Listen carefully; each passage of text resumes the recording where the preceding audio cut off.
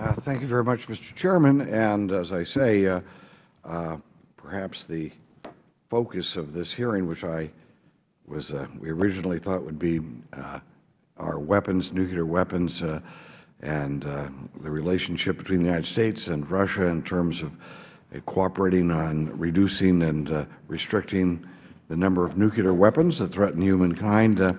We have gone beyond that, and we, of course, however, I believe the purpose of that is to put in perspective the decisions we must make in terms of weapons control after the events that have happened in Ukraine.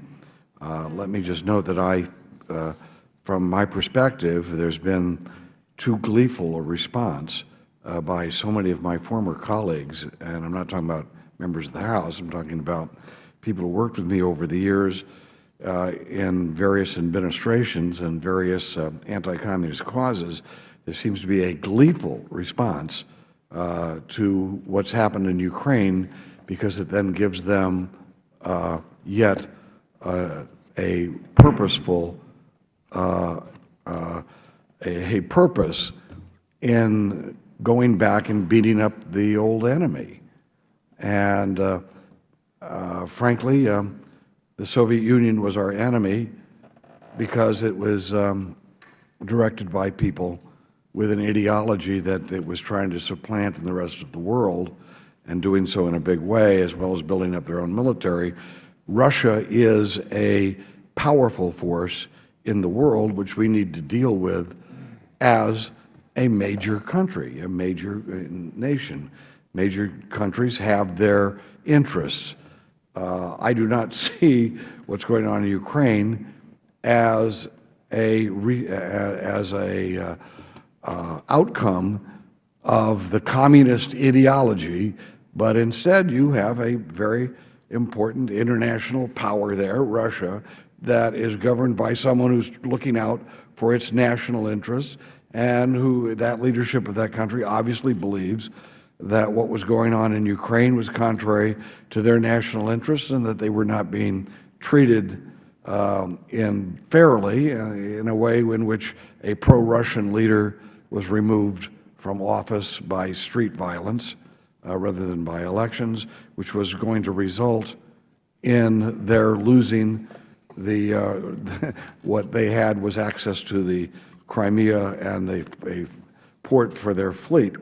That said, I'd like to go back to the original purpose that we came here today, was to talk about arms control and how that will be impacted by this new shift in our relations with Russia. And I say that no matter what I just said, the bottom line is it is in recognition that we are now not in as a positive relationship or a neutral relationship that we were in 2 years ago with Russia. We are, in fact, in our relationship with Russia has deteriorated. Whose fault that is, and does the Russian government, does Putin and we have all the blame, or do we share some of it, or was there a power grab by the EU? That's something that would take long to discuss. But the fact is, we know that relationship has deteriorated. What I would like to ask the panel is, does this mean that that what we negotiated with, and I'm very proud of what Ronald Reagan accomplished in eliminating a whole classification of nuclear weapons and brought down the number of nuclear weapons that threaten the world, does that mean that we can no longer work with Russia in this area? Or should we postpone our efforts or pull back from cooperation with the current Russian government and on those issues? And should we then also pull back from economic cooperation? Should we declare the space program that we are partners with Russia now to be not something that we believe we can count on, and thus we should go the opposite direction? What about that? What are the implications for arms control? What are the implications for cooperating in other areas with Russia on this whole Ukrainian situation? Thank you, Mr. Chairman. I'll be pleased to answer that question. First of all, I would say that this administration has made it very clear that it is important to continue to cooperate with Russia where we can, where our national security interests coincide. But then when we disagree, and we make our disagreement very clear.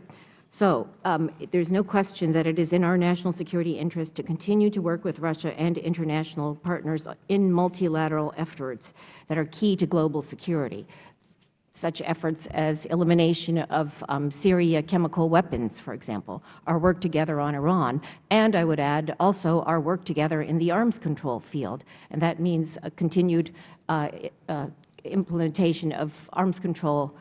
So you're not advocating, so the administration and what you're suggesting today, good policy would be not to punish Russia in those areas for what they're doing in Ukraine.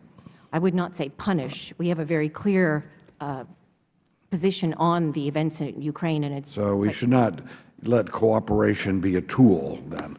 Mr. Hartley, and could you answer that, and then I've already taken too much time. I'm sorry. Yes, sir. Thank you for that question. Well, as Anita said, there are areas where both we and the Russians perceive our national interests to coincide, and Anita outlined a number of them. One area where we now have a very profound difference is over what the post-Cold War European security environment should be, what the ground rules are. Coming out of the Cold War, we thought some very clear rules based on the Helsinki Final Act of 1975 and other agreements that European borders would not be changed by force. The Russians have undertaken to do that with regard to Crimea. We believe that they are actively involved using their special forces and other agents to destabilize eastern Ukraine. And it's for that reason, because of this behavior contrary. Well, thank you. Thank you very much. And Mr. Chairman, again, as we discuss this, China is still in the world and in the picture. And I would hope that as we work these problems out, that we keep in mind that China has to be part of the equation, or the world will be less secure. Thank you very much, Mr. Chairman. Thank the gentleman.